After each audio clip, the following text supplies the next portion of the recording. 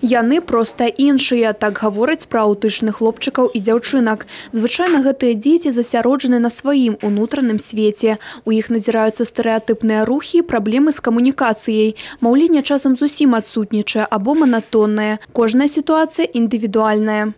Аўтызм звычайна дыягнастуецца ва ўзросце да 3 гадоў. Мэтай лячэння з'яўляецца сацыяльная адаптацыя. Поўнае выздараўленне ад аўтызму лічыцца немагчымым. У лячэнні галоўная роля адводзіцца карэкцыйнай рабоце. Чым раней яна пачнецца, тым паспяховей будзе сацыялізацыя дзіцяці. Шмат залежыць ад пэўных умоў асяроддзя.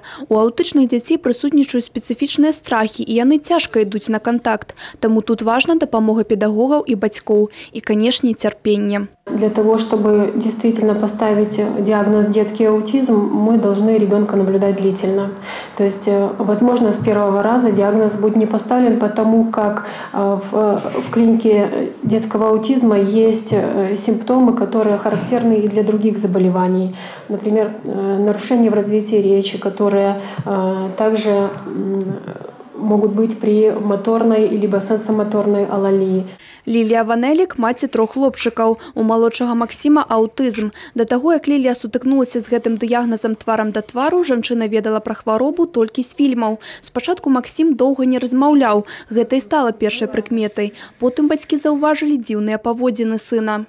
Ребенок не разговаривал, ребенок не показывал пальчиком, ребенок не интересовался другими детьми, ребенок очень бурно реагировал на какие-то изменения, на громкие звуки, на яркий свет, в принципе, он не мог выйти на улицу, потому что ему было некомфортно, он начинал там закрывать уши, глаза, кричать. Часам гэта выглядае як невыхаванасць дзіцяці, але некаторыя людзі не разумеюць, што тут асаблівасць нервовай сістэмы, дзеліцца Лілія. У такіх дзетак нават навакольныя гукі ўспрымаюцца мацней, таму і такая рэакцыя. Поведение такое могут заметить матери, особенно у которых есть уже дети, нормально развивающиеся дети. То есть уже сразу видно, что ребенок развивается по пути неправильному.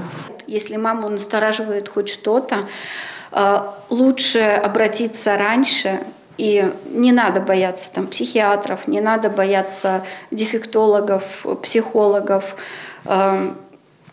Они стараются реально помочь ребенку. Зараз Максиму 6 гадоў. Восенню ён рыхтуецца пайсці ў звычайную школу ў інтэграваны клас. Ён можа размаўляць, вучыцца камунікаваць з равеснікамі, а маці яму дапамагае і верыць. Усё будзе добра. Анастасія Цыкун, Роман Філюціч, тэлерадыёкампанія «Брэст».